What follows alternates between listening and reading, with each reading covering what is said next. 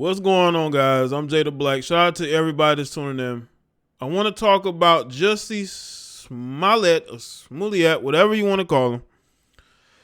Jussie has been found guilty on 5 of the 6 counts of being a complete moron, pretending that he was attacked by MAGA supporters in the middle of in the freezing weather of Chicago, all to get himself some attention to be seen as a victim, when all he did was ruin his career. And I don't know if he's going to be able to get any jail time. I think he should get jail time. I think this guy has earned it. This guy has wasted a lot of taxpayers' dollars. He has wasted a lot of people's time and energy. But, you know, news is news. And this guy, Jussie, is somebody who has shown how people will do dumb things thinking that it will help them, but it didn't. It made him like a complete fool, and now he has been found guilty. And maybe he thought that nothing would happen. Maybe Jussie thought that this would pass over and, you know, he wouldn't be found guilty of anything, but he was. His career was already teetering on being irrelevant, and he needed to do something, right? He had to do something in order to help himself. And all he did was make himself look like a bigger and bigger fool. And it just proves how all this race baiting that goes on in our society today, there's a lot of woofing going out there. There's a lot of fakery. There's a lot of people using race as an excuse nowadays. And this only made it worse because you got a lot of people who claim that people say things about them due to their race or do certain things. Like you have LeBron talking about people spray painting his house, the N-word. Never found who did that, by the way. But these are the go-to of these liberals. So let's get to this article from TMZ. Jussie is guilty of lying to cops. Attack was all a hoax, as we all know. Jussie is guilty of lying to Chicago cops and the world about being the victim of a hate attack. According to the jury, or said more simply, it was all a hoax. Jurors found the Empire actor guilty of 5 of the 6 felony counts against him, and he stood stone-faced in court as the verdicts were read. Jussie was facing disorderly conduct charges for allegedly providing a false report to police, with prosecutors ringing him up for each time he did it. The first 5 counts were for him lying January 29th of 2019 to cops that the night of the stage attack, the 6th of which he was found not guilty, was for a separate interview with Chicago PD on February 14th when he told a detective he was a victim of aggravated burglary. The verdict finally put the criminal side of the saga to bed.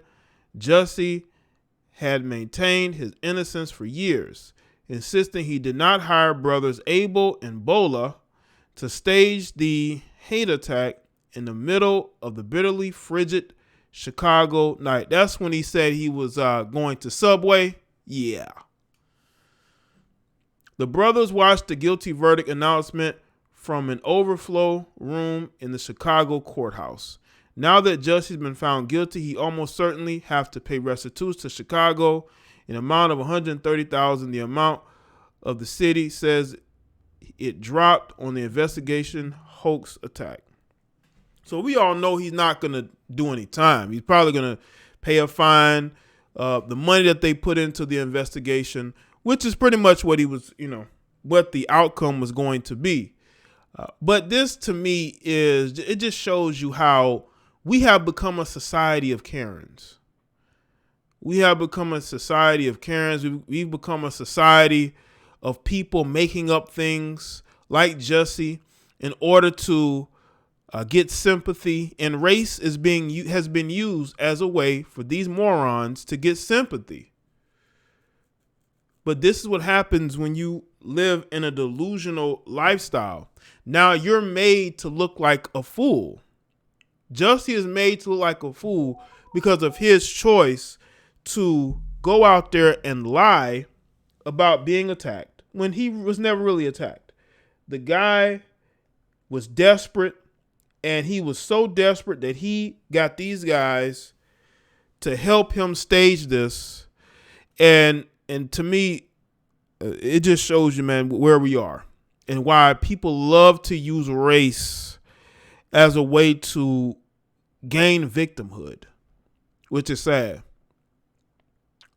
During the trial, defense attorneys took the calculated risk of having Jussie testify, something criminal defendants rarely do. While on the stand, he gave his blow-by-blow account of what happened during the attack, explaining he had gone out at 2 a.m. to buy eggs because the brothers who he'd hired as personal trainers told him he needed protein. Most importantly, his testimony aimed to poke holes in the brothers' credibility. For instance, he detailed the physical encounters he claims to have had with Bola, even though Bola had stated the exact opposite under oath, that they had no relations with each other. The brothers also testified Jussie paid them to buy supplies and provide instructions on where to meet him to carry out the attack. What a moron. What a jackass. What a idiot. What a loser. And these guys are two of the other biggest doofuses for going along with it.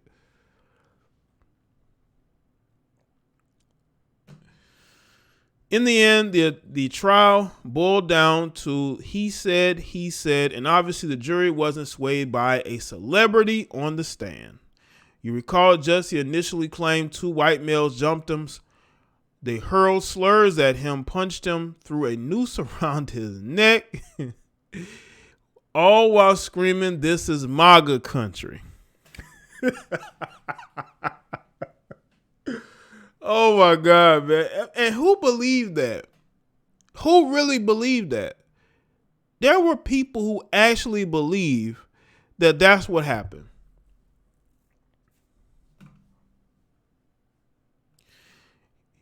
He reported the alleged crime to the police, greeting them at his home with the rope still around his neck. Soon, doubt started to surface about Jussie's story, and eventually the police came out and claimed the guy had made the whole thing up.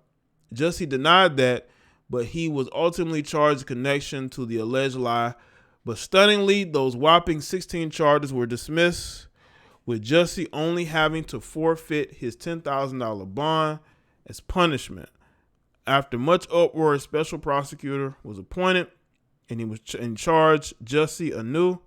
This time only charged with 6 counts. That's because the police were embarrassed. He embarrassed the police, and they were going to come after him for that.